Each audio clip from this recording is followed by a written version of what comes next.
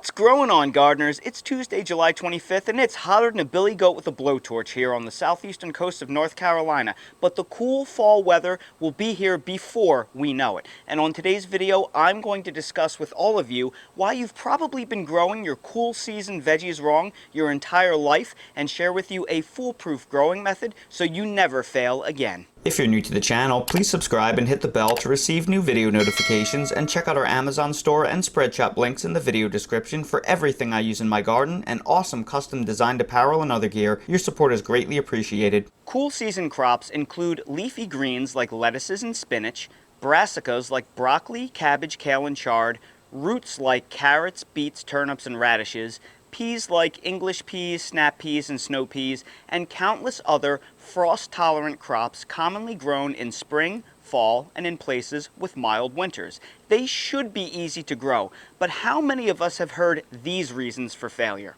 Spring here gets too hot too fast and everything bolts before harvest. Summer is too hot and there are way too many pests that time of year to grow these things. Fall gets too cold too quickly and everything gets killed before harvest. Winter is just too cold. Nothing will grow this time of year. And at the end of the year, we have nothing to show for all of our efforts. The key to being successful growing cool season vegetables is to nail the timing. But even if you get the perfect timing down pat, sometimes the weather just won't agree with us. Cool season vegetable gardening is at the mercy of the weather. For example, cool season crops can't be planted until it's sufficiently warm in late winter or early spring, but if summer comes too early before the plants mature, you're stuck. Similarly, you can't plant your cool season crops out too early in the summer during brutal heat, so by the time we wait around for things to cool down enough to plant our fall garden, if frost and freeze comes too early or we just have an abnormally cold winter too early, our entire crop can fail.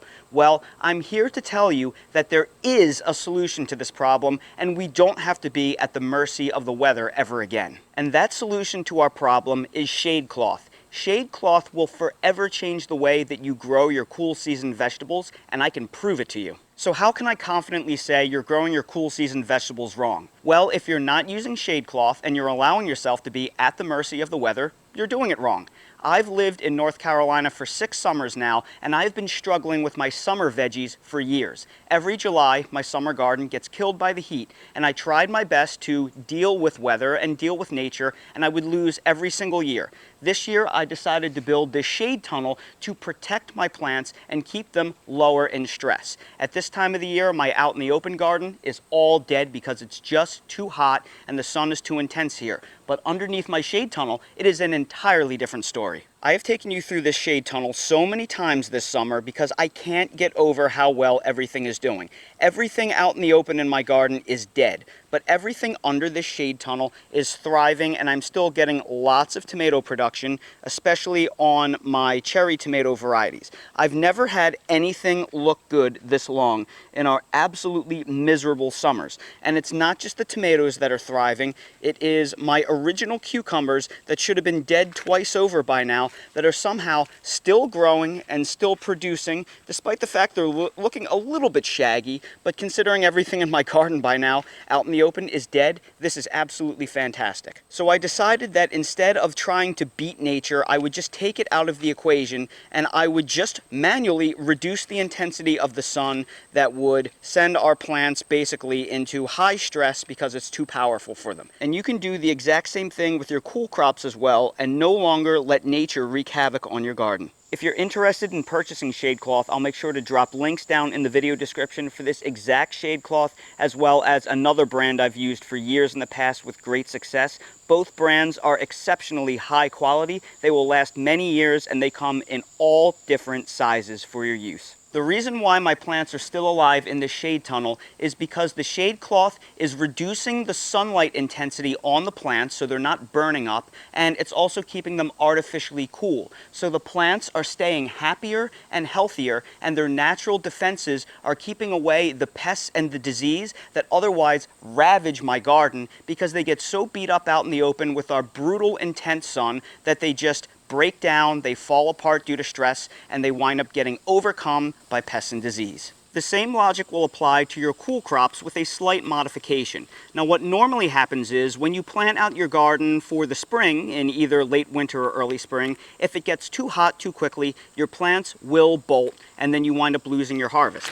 Well, you would use this shade cloth and drape it over your plants in mid to late spring if it gets too hot too quickly, and that will delay bolting by weeks. So you can extend your growing season, you can artificially extend that cool season so your plants will produce for you where otherwise, at the mercy of the weather out in the open, they would fail. Now for our cool season fall crops, we will apply the reverse of this effect. Now normally we have to wait until our summers cool down sufficiently to plant out our heat sensitive fall crops, and then we have to cross our fingers and hope and pray that we don't get an early frost and freeze and that we get a nice long fall before the cold sets in, that we get a good harvest. Well, using this shade cloth, this allows us to plant out our heat sensitive cool weather plants still in the heat of the summer and keep them under artificial shade so they stay cool for a longer period of time. So we get a huge jump start on our fall garden, and that will almost guarantee that we get a great harvest earlier in the fall season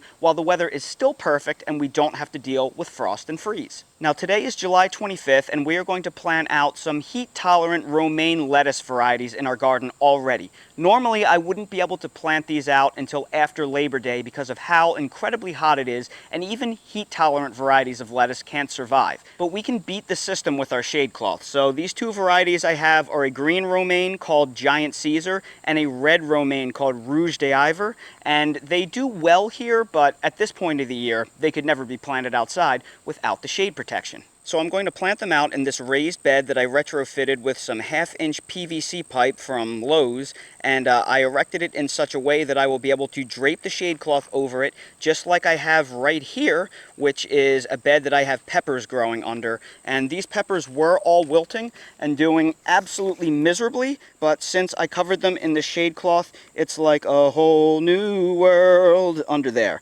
And they're all happy and doing fantastic. So I will quickly show you a quick way of how I built this, but I will also make sure to link to a playlist down in the video description that shows you how I build all these different structures. So all you really have to do is run into Lowe's, Home Depot, your local electric supply house, or wherever you prefer, and get yourself a 10-foot stick of 1/2-inch PVC conduit, and then you will just secure them down to the wooden boards of your raised bed, and then you can easily just bend it over and then secure them with some conduit clamps. I secured the bases of the 1/2-inch PVC conduits to the wooden raised bed board simply using 3/4-inch EMT conduit clamps that I grabbed from the electric aisle at Lowe's. It was a couple of dollars for a 10-pack. So you place 2 on there, and then you secure them with 1.25-inch wood screws, and all is well with the universe. As you can see, the 3/4-inch EMT conduit straps have a little bit of play in there. They're a little bit too big for the 1/2-inch PVC pipe, but you know what? It's good enough, and it holds everything perfectly for our purposes. Then after you make your 3 hoop rings, you just run 1 single piece of 1/2-inch PVC across the top as a purlin to support them, and then I just cross-tied it with a little bit of electrical tape. This raised garden bed right here was prepared back in spring, and it's been covered with a tarp ever since, so it is fully ready to be planted in. All I'm going to do is pull back the mulch layer with a rake. I'm going to plant my 2 different types of lettuces. I'm going to supplement the planting hole with a general purpose organic slow release fertilizer, something around a 555 NPK. I'm going to pull the mulch layer back, and then I'm going to water in the seedlings with Alaska fish fertilizer or any other kind of fish fertilizer. We're going to put 2 to 3 tablespoons in a 1.5-gallon watering can and soak down all of our transplants very well. Now that our lettuce has been planted, fertilized, and watered in, it's time that we place our shade cloth on our hoop structure. And then the last thing I'm going to do is use these 1/2-inch PVC snap clamps, which I will also link down in the video description, which is going to snap the shade cloth to the PVC pipe. And this is going to prevent it from blowing away if we have any light to moderate wind.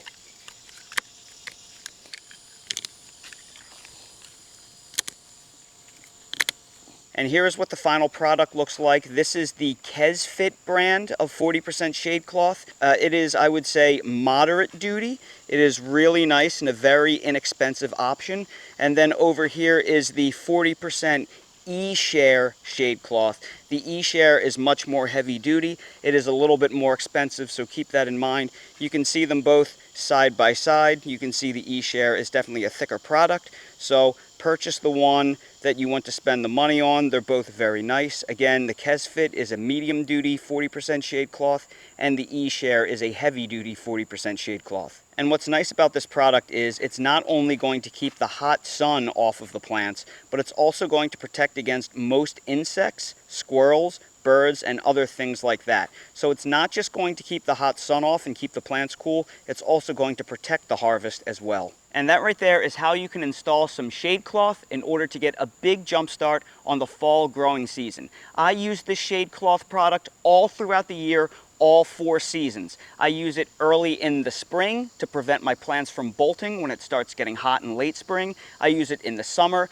to keep my warm weather crops cool, to keep them healthier longer, and I use them for my fall garden so I can plant out my fall vegetables earlier than otherwise possible to maximize my harvest. I even use these shade cloths on my sensitive fruit trees that tend to break dormancy too early in the early spring, leaving them susceptible to late frost and freeze damage. So if you grow fruit trees and the bud break is susceptible to late frost or freeze, simply drape them over your fruit trees all throughout the winter. It will keep them in dormancy longer so they won't bud out too early for you.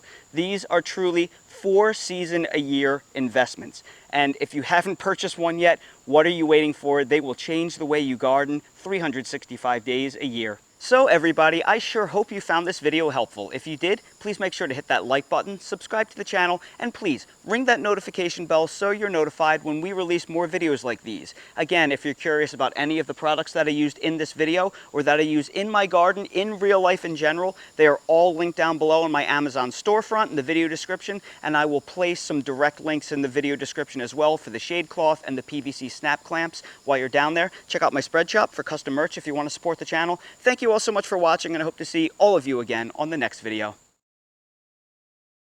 Dale, Dale, what's on your tail? You have a paper towel roll on your tail.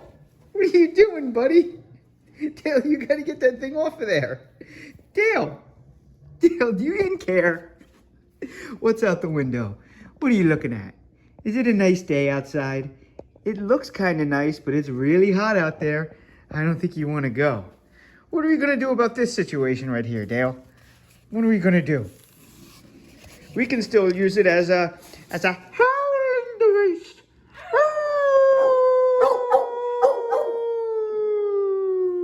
You stinker. You stinker.